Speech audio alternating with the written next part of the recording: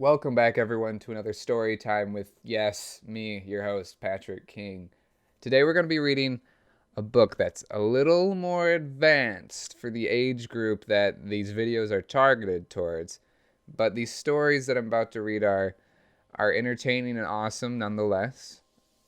It's actually a collection of stories dubbed Frog and Toad Are Friends that go on some wacky adventures, and I'm gonna read one story from this book, and maybe I'll read the subsequent stories later.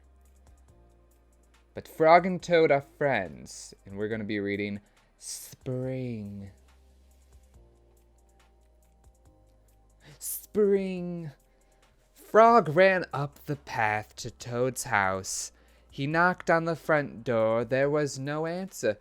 "Toad, Toad," shouted Frog, "wake up, it is spring." "Blah," said a voice from inside the house. "Toad, Toad," cried Frog, "the sun is shining, the snow is melting, wake up." "I'm not here," said the voice. Frog walked into the house. It was dark, all the shutters were closed. "Toad, where are you?" called Frog. "Go away," said the voice from a corner of the room. Toad was lying in bed.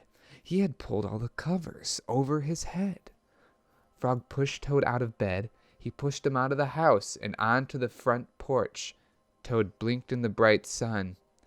"Help," said Toad. "I cannot see anything."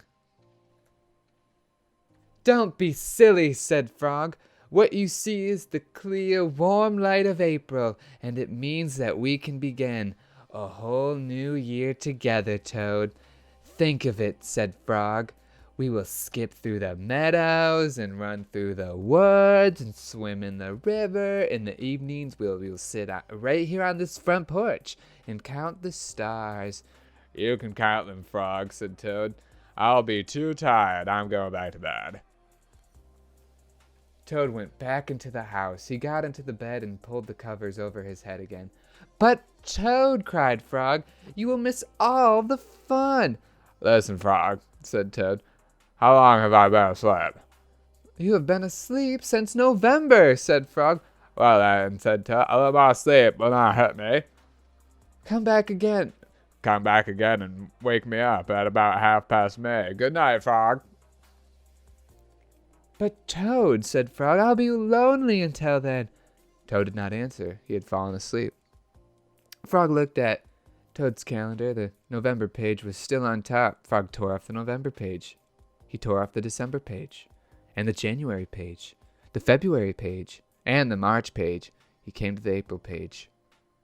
Frog tore off the April page too. Then Frog ran back to Toad's bed. "Toad, Toad, wake up! It is May now." "What?" said Toad. "Can it be May so soon?" "Yes," said Frog. "Look at your calendar." Toad looked at the calendar. The May page was on top. "Why, it is May," said Toad. As he climbed out of bed, then he and Frog ran outside to see how the world was looking in the spring. Thank you guys for watching this episode of Storytime. I hope you enjoyed Frog and Toad and their crazy, wacky springtime adventure. And have a wonderful day.